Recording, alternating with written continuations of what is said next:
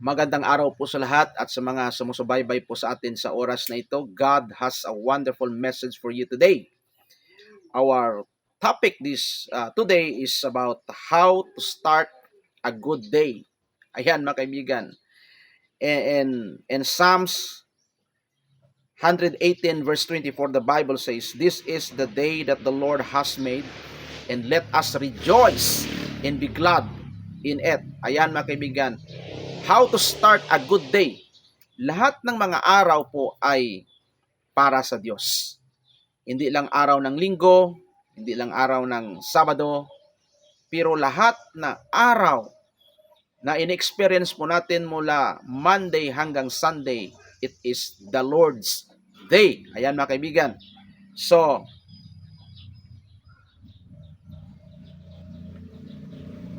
the problem is how to start a good day. Sabi niya po dito, number 1, start the day with God.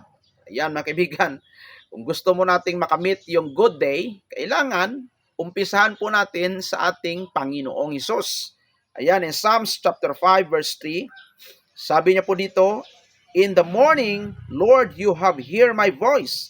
In the morning, I lay my request before you and wait expectantly." Ayan, si King David, ito po yung kanyang ginagawa. Sabi niya, in the morning, Lord, you hear my voice in the morning. Ayan, napakaganda talagang unahin po natin yung ating Panginoon before tayo gumawa ng mga bagay-bagay, ng mga gawain doon sa bahay, sa ating trabaho. You need to start calling the name of God in the morning.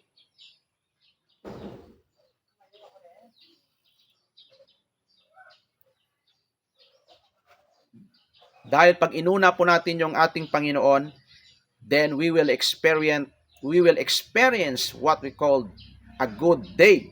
Sabi po dito sa Bible in Mark chapter 1 verse 35, the Bible says, "Very early in the morning, while it was still dark, Jesus got up, left the house, and went off to a solitary place where he prayed." Ayan yung model mga kaibigan, si Jesus.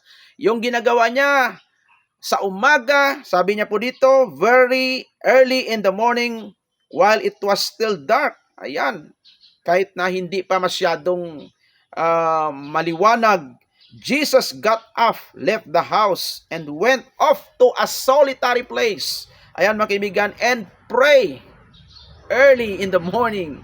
Ayan mga kaibigan, kaya nga si Jesus nagiging victorious, naging powerful, at yung kanyang buong araw ay maganda dahil po nagpipray po si Jesus mga kaibigan. In Lamentation chapter 3 verse 23, the Bible says, "They are new every morning.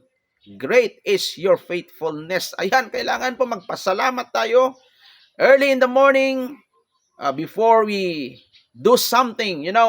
You need to connect first to our Lord Jesus Christ, to our God, because mayroon po tayong biyaya na binibigay po sa atin ng ating Panginoon. Sabi niya po dito, "They are new every morning. Great is thy faithfulness." Ayan mga kaibigan.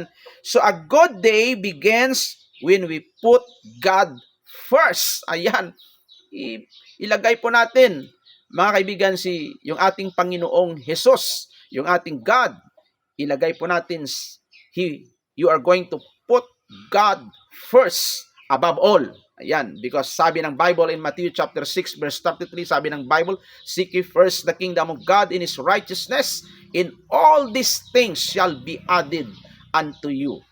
Unahin po natin yung ating Panginoon, higit sa lahat ng mga bagay, dahil lahat po yung mga pangangailangan natin ay idaragdag po sa atin at ibibigay po sa atin ng ating Panginoon.